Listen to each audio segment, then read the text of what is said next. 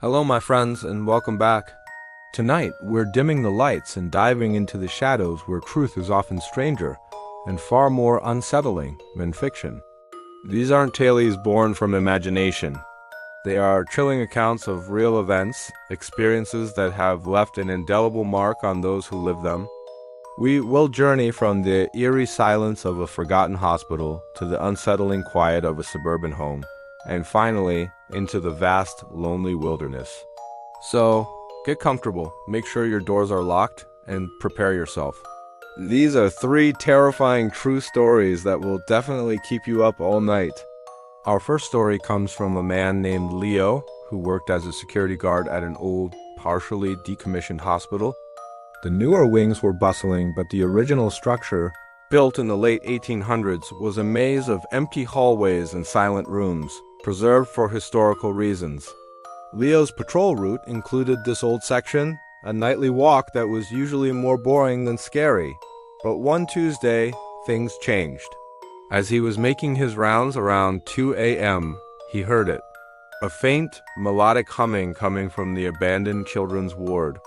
He froze, straining his ears. It was a lullaby, soft and clear, echoing from the end of the long, dark corridor. His heart hammered against his ribs. Company policy was strict. Investigate any unusual sounds.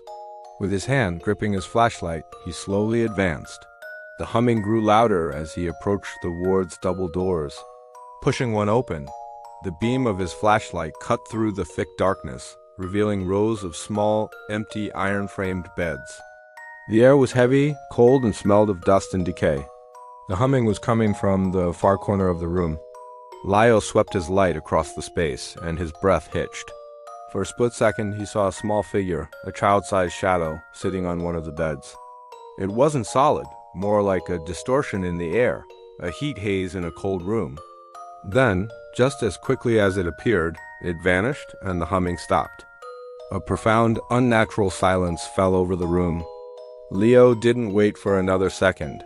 He backed out, closed the door, and practically ran back to the security office. He later learned from an older janitor that the children's ward had a tragic history, with many young patients succumbing to a devastating illness a century ago. Leo put in for a transfer the next day, refusing to ever set foot in that wing again. Some things, he said, are better left undisturbed in the past. Next, we moved to a quiet suburban street, to a story shared by a woman named Clara. A few years ago, Clara and her husband bought what they thought was their dream home. It was a charming 2-story house with a big backyard, perfect for their future family. The first few months were blissful. Then, the small, unexplainable things started happening. Keys would go missing from the hook by the door, only to reappear in the middle of the living room floor. The TV would turn on by itself, always to a static channel. They brushed it off as forgetfulness or faulty wiring. But the activity began to escalate.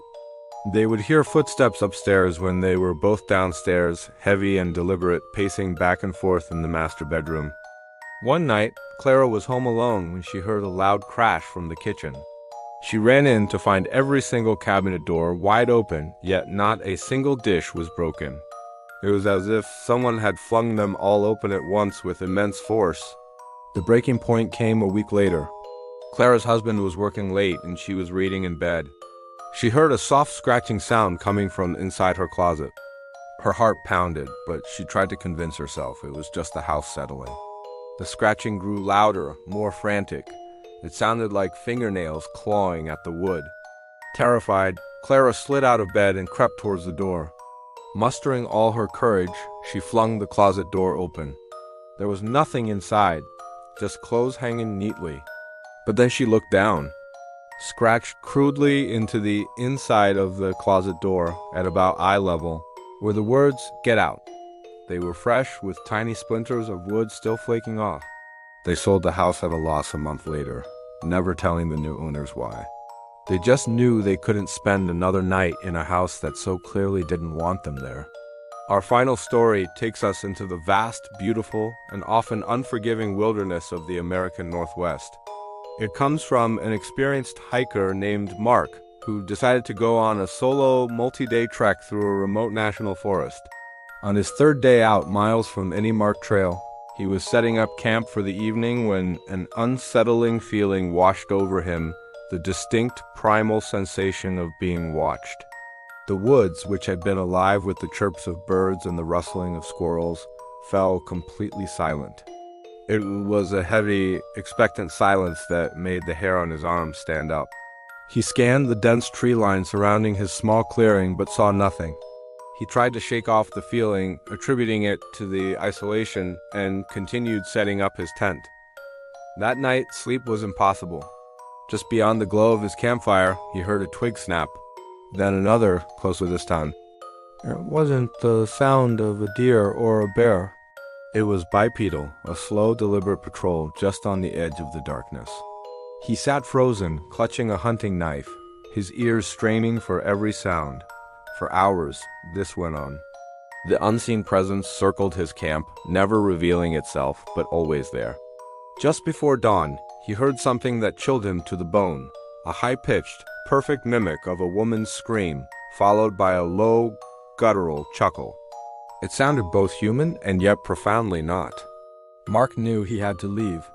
As soon as the sun rose, he packed his gear in a frenzy, not even stopping for breakfast. He didn't just hike out. He ran. He felt pursued the entire way back to his car, the feeling of eyes on his back never leaving him. He never saw what was stalking him in the woods that night, and he doesn't want to. He says the wilderness has its own secrets, and some are so ancient and so terrifying that humanity is not meant to discover them. He hasn't gone solo camping since. The world is full of mysteries that defy our understanding. The rustle in the dark, the whisper in an empty room, the feeling of being watched when you are completely alone. Are they tricks of the mind, or glimpses into something that exists just beyond our perception? Perhaps some doors are best left unopened, and some stories are best left as warnings. Thank you for joining me in the shadows tonight. If you have your own chilling true story you'd like to share, please leave it in the comments below. I read everyone. Don't forget to like this video, subscribe for more content, and hit that notification bell so you never miss an update. Stay safe, and whatever you do, try to get some sleep.